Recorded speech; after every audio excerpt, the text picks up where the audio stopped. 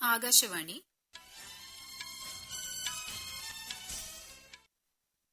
നമസ്കാരം. വാർത്തകൾ വായിക്കുന്നത് അശ്വതി.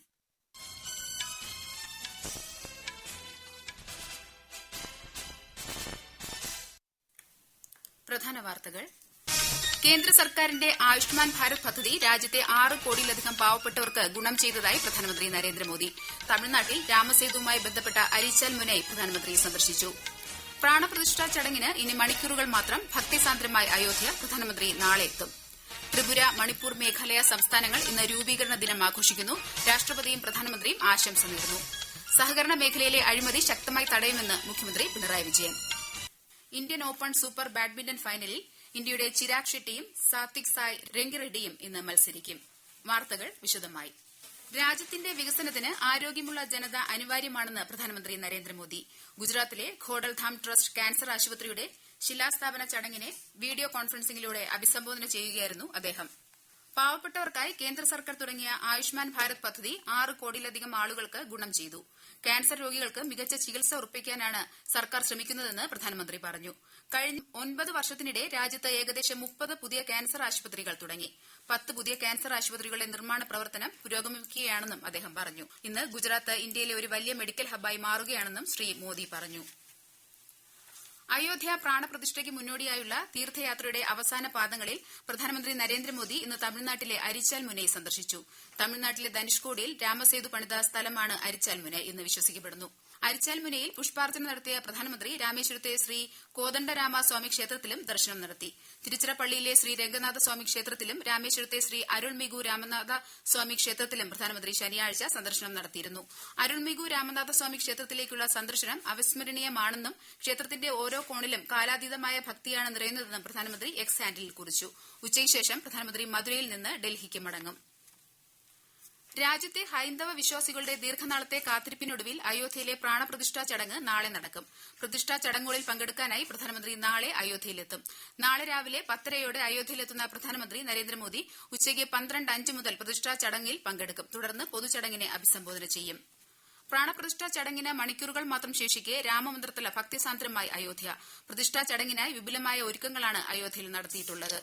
അയോധ്യയിലെ പ്രാണപ്രതിഷ്ഠാ ചടങ്ങുകളുടെ സമാപന ദിവസമായ ഇന്ന് വിവിധ പൂജകളും ചടങ്ങുകളും തുടരുകയാണ്. വാസ്തുശാന്തി അനുഷ്ഠാനത്തോടൊപ്പം നിരവധി ഹോമങ്ങളും പൂജകളും മറ്റ് പ്രധാന ചടങ്ങുകളും നടക്കും. വിവിധ പുണ്യനദികളിലെയും ജലാശയങ്ങളിലെയും ജലം കൊണ്ടുള്ള വിഗ്രഹ സ്നാന ചടങ്ങ് ഇന്നു നടക്കും. വാരാണസിയിൽ നിന്നുള്ള ആചാര്യൻ ലക്ഷ്മികാന്ത് ദീക്ഷിതിന്റെ കാർമ്മികത്വത്തിൽ അധിവാസ കലശ പൂജകൾ പുരോഗമിക്കുകയാണ്. നാളെ രാവിലെ 10-ന് പ്രതിഷ്ഠാ ചടങ്ങിന്റെ ഭാഗമായി 50-ലധികം സംഗീതോപകരണങ്ങൾ അണിനിരത്തിയുള്ള സംഗീതാർച്ചന മംഗളധ്വനി നടക്കും. 18 സംസ്ഥാനങ്ങളിൽ നിന്നുള്ള കലാകാരന്മാർ 2 മണിക്കൂർ നീളുന്ന അർച്ചനയിൽ പങ്കെടുക്കുമെന്ന് ക്ഷേത്ര ട്രസ്റ്റ് അറിയിച്ചു. അതിനിടെ അയോധ്യ രാമക്ഷേത്രത്തിലെ പ്രാണപ്രതിഷ്ഠാ ചടങ്ങുകളിൽ പങ്കെടുക്കുന്നതിനായി ആയിരക്കണക്കിന് ഭക്തരാണ് എത്തിച്ചേർന്നുകൊണ്ടിരിക്കുന്നത്. പ്രദേശത്തെ സുരക്ഷ ശക്തമാക്കിയിട്ടുണ്ട്. ഇതിന്റെ ഭാഗമായി അയോധ്യയുടെ അതിർത്തികൾ അടച്ചു. വാഹനങ്ങൾക്കും നിയന്ത്രണമുണ്ട്. പ്രദേശത്ത് ഡ്രോൺ സുരക്ഷ ഏർപ്പെടുത്തിയിട്ടുണ്ട്. ആയിരക്കണക്കിന് സുരക്ഷാ ഉദ്യോഗസ്ഥരാണ് ഇവിടെ വിന്യസിച്ചിട്ടുള്ളത്. News desk Akashvani. അയോധ്യ ക്ഷേത്ര പ്രതിഷ്ഠാ ദിനത്തിൽ പൊതു അവധി പ്രഖ്യാപിച്ച് കൂടുതൽ സംസ്ഥാനങ്ങൾ. ഉത്തർപ്രദേശ്, ഹരിയാന, രാജസ്ഥാൻ, ഗുജറാത്ത്, മധ്യപ്രദേശ്, ഗോവ, ത്രിപുര, ഡൽഹി, അസം, ഒഡീഷ, മഹാരാഷ്ട്ര സംസ്ഥാനങ്ങളിലാണ് നാളെ ഉച്ചയ്ക്ക് 2:30 വരെ പൊതു അവധി പ്രഖ്യാപിച്ചിരിക്കുന്നത്. കേന്ദ്ര സർക്കാർ സ്ഥാപനങ്ങൾക്കും നാളെ ഉച്ചയ്ക്ക് 2:30 വരെ അവധിയാണ്. രാമക്ഷേത്രവുമായി ബന്ധപ്പെട്ട് തെറ്റായതും വ്യാജവുമായ വാർത്തകളും ഉള്ളടക്കവും പ്രസിദ്ധീകരിക്കുന്നതിൽ നിന്ന് വിട്ടുനിൽക്കാൻ മാധ്യമ സ്ഥാപനങ്ങളോടും സമൂഹ മാധ്യമ പ്ലാറ്റ്ഫോമുകളോടും ആവശ്യപ്പെട്ട് കേന്ദ്ര വാർത്താ വിതരണ പ്രക്ഷേപണ മന്ത്രാലയം. സാമുദായിക സൌഹാർദ്ദത്തിനും പൊതുക്രമത്തിനും വിഘാതം സൃഷ്ടിക്കുന്ന, സ്ഥിരീകരിക്കാത്തതും പ്രകോപനപരവും വ്യാജവുമായ സന്ദേശങ്ങൾ സമൂഹമാധ്യമങ്ങളിൽ പ്രചരിക്കുന്നതായി കണ്ടെത്തിയതിനെ തുടർന്നാണിത്. 2024 രാഷ്ട്രീയ ബാല പുരസ്കാരങ്ങൾ രാഷ്ട്രപതി ദ്രൌപദി മുർമു നാളെ ന്യൂഡൽഹിയിൽ നടക്കുന്ന ചടങ്ങിൽ സമ്മാനിക്കും. കല, സാംസ്കാരികം, ധീരത, സാമൂഹിക സേവനം, കായികം തുടങ്ങിയ മേഖലകളിൽ മികച്ച നേട്ടങ്ങൾ കൈവരിച്ച 5 മുതൽ 18 വയസ്സ് പ്രായമുള്ള 19 കുട്ടികൾക്കാണ് പുരസ്കാരം നൽകുന്നത്. ഉത്തരേന്ത്യയിൽ അതിശൈത്യം തുടരുന്നു. ഉത്തരാഖണ്ഡ്, പഞ്ചാബ്, ഉത്തർപ്രദേശ് എന്നിവിടങ്ങളിൽ കനത്ത മൂടൽമഞ്ഞ് ജനജീവിതത്തെ ബാധിച്ചു. ഹരിയാന, ചണ്ഡിഗഡ്, രാജസ്ഥാൻ എന്നിവിടങ്ങളിലും അടുത്ത 2 ദിവസം കൂടി അതിശൈത്യവും മൂടൽമഞ്ഞും തുടരും. ഡൽഹിയിൽ ഇന്ന് പുലർച്ചെ രേഖപ്പെടുത്തിയത് ഏറ്റവും കുറഞ്ഞ താപനില 8.5 ഡിഗ്രി സെൽഷ്യസാണ്. ഈ വാർത്തകൾ ആകാശവാണിയിൽ നിന്ന്. ത്രിപുര, മണിപ്പൂർ, മേഘാലയ സംസ്ഥാനങ്ങൾ ഇന്ന് സംസ്ഥാന പിറവി ദിനം ആഘോഷിക്കുന്നു. 1972 ഇതേ ദിവസമാണ് മൂന്നും സമ്പൂർണ്ണ സംസ്ഥാനങ്ങളായി മാറിയത്. 1971 north eastern region re organisation act പ്രകാരമാണ് ഇവയ്ക്ക് സംസ്ഥാന പദവി നൽകിയത്. സംസ്ഥാന പിറവി ദിനത്തിൽ രാഷ്ട്രപതിയും പ്രധാനമന്ത്രിയും ജനങ്ങൾക്ക് ആശംസ നേർന്നു. പ്രകൃതിയാൽ അനുഗ്രഹീതമായ ഈ വടക്കുകിഴക്കൻ സംസ്ഥാനങ്ങൾ പുരോഗതിയുടെയും സമൃദ്ധിയുടെയും സമാധാനത്തിന്റെയും പാതയിൽ മുന്നേറുകയാണെന്ന് സാമൂഹ്യ മാധ്യമ പോസ്റ്റിൽ രാഷ്ട്രപതി ദ്രൌപദി മുർമു പറഞ്ഞു. ഭാവിയിൽ വടക്കുകിഴക്കൻ സംസ്ഥാനങ്ങൾ പുരോഗതിയുടെ പുതിയ ഉയരങ്ങൾ കൈവരിക്കുമെന്ന് ആശംസാ സന്ദേശത്തിൽ പ്രധാനമന്ത്രി പറഞ്ഞു. 75ാം റിപ്പബ്ലിക് ദിനം ആഘോഷിക്കുന്നതിനുള്ള ഒരുക്കങ്ങൾ രാജ്യതലസ്ഥാനത്ത് പുരോഗമിക്കുന്നു. ഫ്രഞ്ച് പ്രസിഡന്റ് ഇമ്മാനുവൽ മാക്രോൺ മുഖ്യാതിഥിയാകുന്ന ചടങ്ങിൽ ഫ്രാൻസിൽ നിന്നുള്ള 33 അംഗ ബാൻഡ് സംഘം ഉൾപ്പെടെയുള്ളവരും പരേഡിൽ പങ്കെടുക്കും. ഒരു റിപ്പോർട്ട്. വികസിത് ഭാരത്, ഭാരത് ലോകതന്ത്ര കി മാതൃക എന്നീ ആശയങ്ങളിലൂന്നി ജനുവരി 26-ന് കർത്തവ്യപാതയിൽ നടക്കുന്ന റിപ്പബ്ലിക് ദിന പരേഡ് ഭാരതശക്തിയും മഹിമയും വ്യക്തമാക്കുന്നതായിരിക്കും. കേരളത്തിൽ നിന്ന് 200 പേർ ഉൾപ്പെടെ രാജ്യത്തിന്റെ വിവിധ ഭാഗങ്ങളിൽ നിന്ന് 15,000-ഓളം പേരെയാണ് കേന്ദ്രം പരേഡ് വീക്ഷിക്കാനായി ക്ഷണിച്ചിട്ടുള്ളത്. വനിതാ ശാക്തീകരണം എന്ന കേന്ദ്ര മുദ്രാവാക്യം ഉയർത്തിക്കാട്ടി ഇന്ത്യൻ സംഗീതോപകരണങ്ങളുമായി 100 കലാകാരികളും പരേഡിൽ പങ്കെടുക്കും. വ്യോമസേനയുടെ കരുത്ത് പ്രകടിപ്പിക്കുന്ന പരേഡാണ് ഇത്തവണ നടത്തുക. 29 യുദ്ധവിമാനങ്ങൾ, സൈനികരുടെ 8 യാത്രാ വിമാനങ്ങൾ, 1 ഹെറിറ്റേജ് ഹെലികോപ്റ്റർ, 13 ഹെലികോപ്റ്ററുകൾ എന്നിങ്ങനെ 51 വിമാനങ്ങളാകും വ്യോമസേനയെ പ്രതിനിധീകരിക്കുക. 48 അഗ്നിവീർ വായുവിലെ വനിതകളും പരേഡിൽ അണിനിരക്കും.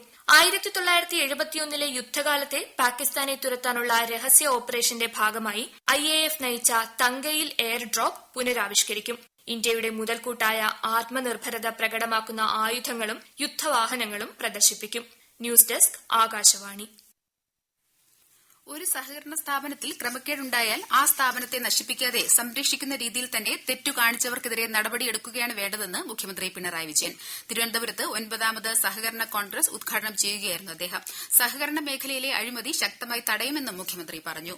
കേന്ദ്ര ജനക്ഷേമ പദ്ധതികൾ ജനങ്ങളിലേക്ക് എത്തിക്കുക എന്ന ലക്ഷ്യത്തോടെ നടപ്പാക്കുന്ന വികസിത് ഭാരത് സങ്കല്പയാത്ര കേരളത്തിന്റെ വിവിധ ജില്ലകളിൽ പര്യടനം തുടരുന്നു. ഇന്ന് വയനാട് ജില്ലയിലെ കൽപ്പറ്റ പുതിയ ബസ് സ്റ്റാൻഡിൽ നടക്കുന്ന വികസിത് ഭാരത് സങ്കല്പയാത്രയിൽ പ്രകാശ് ജാവ്ദേക്കർ MP പങ്കെടുക്കും. ആലപ്പുഴ, തിരുവനന്തപുരം ജില്ലകളിൽ വികസിത് ഭാരത് സങ്കല്പയാത്ര പുരോഗമിക്കുകയാണ്. അതേസമയം കോട്ടയം, കോഴിക്കോട് ജില്ലകളിലെ പര്യടനം പൂർത്തിയായി. മണ്ഡല മകരവിളക്കുകാല തീർത്ഥാടനത്തിന് സമാപനം കുറിച്ച് ശബരിമല ക്ഷേത്രനട അടച്ചു. ഇന്ന് രാവിലെ പന്തളം രാജപ്രതിനിധിയുടെ ദർശനത്തിന് ശേഷമാണ് നട അടച്ചത്. തിരുവാഭരണ സംഘം പന്തളത്തേക്ക് മടങ്ങി. കോൺഗ്രസ് നേതാവ് രാഹുൽ ഗാന്ധി നയിക്കുന്ന ഭാരത് ജോഡോ ന്യായ് യാത്ര 8ാം ദിവസത്തിലേക്ക് കടന്നു. അരുണാചൽ പ്രദേശിൽ നിന്ന് അസമിലേക്ക് തിരികെ എത്തിയ യാത്ര രാജ്ഘട്ട് മുതൽ രുബാഹി വരെ നടക്കും. ജനുവരി 25 വരെയാണ് അസമിൽ രാഹുൽ ഗാന്ധിയുടെ പര്യടനം. രാമക്ഷേത്ര പ്രതിഷ്ഠാ ചടങ്ങുകളുടെ പശ്ചാത്തലത്തിൽ ക്രമസമാധാനം മുൻനിർത്തി പ്രശ്നബാധിത മേഖലകൾ സന്ദർശിക്കുന്നതിൽ നിന്നും വിട്ടുനിൽക്കണമെന്ന് കോൺഗ്രസ് നേതാവ് രാഹുൽ ഗാന്ധിയോട് അസം മുഖ്യമന്ത്രി ഹിമന്ത ബിശ്വ ശർമ്മ അഭ്യർത്ഥിച്ചു. കേരള ഗ്ലോബൽ സയൻസ് ഫെസ്റ്റിവലിന്റെ ശാസ്ത്ര പ്രദർശനത്തിന് തിരുവനന്തപുരത്ത് തുടക്കമായി. ഫെസ്റ്റിവൽ വേദിയിലെ ടിക്കറ്റ് കൌണ്ടറുകളിലൂടെയും www.gsfk.org എന്ന വെബ്സൈറ്റ് വഴിയും ടിക്കറ്റുകൾ ബുക്ക് ചെയ്യാം. ഉള്ളിൽ നിന്ന് ആസ്വദിക്കാനാകുന്ന പ്രപഞ്ചത്തിന്റെ മാതൃക, യുദ്ധം സൃഷ്ടിക്കുന്ന കെടുതികൾ, ബഹിരാകാശ നിലയത്തിൽ നിന്നുള്ള ഭൂമിയുടെ കാഴ്ച തുടങ്ങിയവ AR, VR സാങ്കേതിക വിദ്യകളുടെ സഹായത്തോടെയാണ് പ്രദർശിപ്പിക്കുന്നത്. അമേരിക്കയിലെ കാലിഫോർണിയയിൽ സിലിക്കൺ വാലിയിലെ 2 സർക്കാർ സ്കൂളുകളിലെ പാഠ്യപദ്ധതിയിൽ ആദ്യമായി ഹിന്ദി ഉൾപ്പെടുത്തി. ഹിന്ദി ഒരു ഓപ്ഷണൽ വിഷയമായി തിരഞ്ഞെടുത്ത തീരുമാനത്തെ ഫ്രീമോണ്ട് പ്രദേശത്തെ ഇന്ത്യൻ സമൂഹം സ്വാഗതം ചെയ്തു. കാലിഫോർണിയയിൽ ഏറ്റവും കൂടുതൽ ഇന്ത്യക്കാർ താമസിക്കുന്ന സ്ഥലങ്ങളിലൊന്നാണ് സിലിക്കൺ വാലിയിലെ ഫ്രീമോണ്ട്. 2023 നവംബറിൽ 13.95 ലക്ഷം അംഗങ്ങളെ പുതുതായി ഉൾപ്പെടുത്തിയതായി EPFO എംപ്ലോയീസ് പ്രൊവിഡന്റ് ഫണ്ട് ഓർഗനൈസേഷന്റെ പേറോൾ ഡേറ്റയിലാണ് പുതിയ കണക്കുകൾ പ്രസിദ്ധീകരിച്ചത്.